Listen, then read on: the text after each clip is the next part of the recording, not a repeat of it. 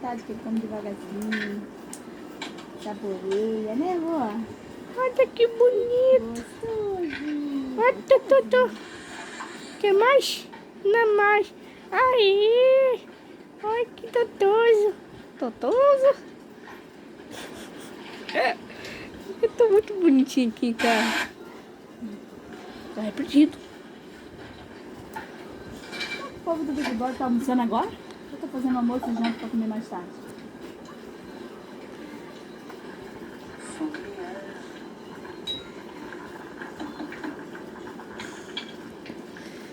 Ele come direitinho, né? É. Ai, que delícia. Aí depois eu tomo uma água.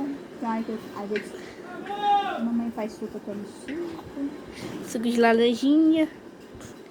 Que é bom pro bebê, pra beber. Quer dizer, né? Pra beber, pro bebê ficar mais forte. Não tá comendo bem. Não tem nada. Oi, Tô bacana. eu sei. Ai, Tá peraí. gostoso? Tá arrancando até o prato aqui. Tá gostoso? Sou gostoso? Eu sou gostoso. Tô falando comida. Ah, também. Ah, tá tranquilo então. Eu também sou gostoso. Peraí, gente. Ele- Invadindo aqui, ó. Ele quer mais. Tá focinho, né? Tu viu esse osso? O quê? Osso. Eu dei uma olhada, né, minha? É vida. Família assim não é fácil não pra cuidar de bebê não. Né, tia? Peraí, Ney. Tô dando tapa. Né? Uma bagunça ali. Lili. Tô zoando. Meu bebê bonito, maravilhoso. Ih! É, tá almoçando.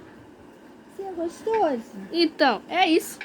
Você é gostoso? Olha que bonito. Ah, uau, uau, uau, Ai, uau. minha boca. Ela tá horrível. Toda hora faz isso. Vou tirar, vou botar no YouTube aí. Deixa, bota aí.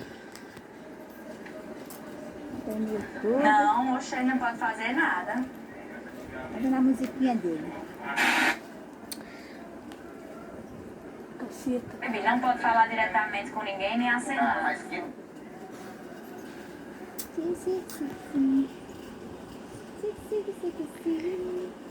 Aí, ai, não, tô saboreando aqui. Recebi. Tá gostoso aí a comida? Eu sou gostoso. Eu sou Que gostoso, isso? sei lá, ela é forte, não me interessa nem um pouco a gente. E Arthur? Um barulho lá de fora. Você na conta. Convidado, bota convidado. Abaixa isso.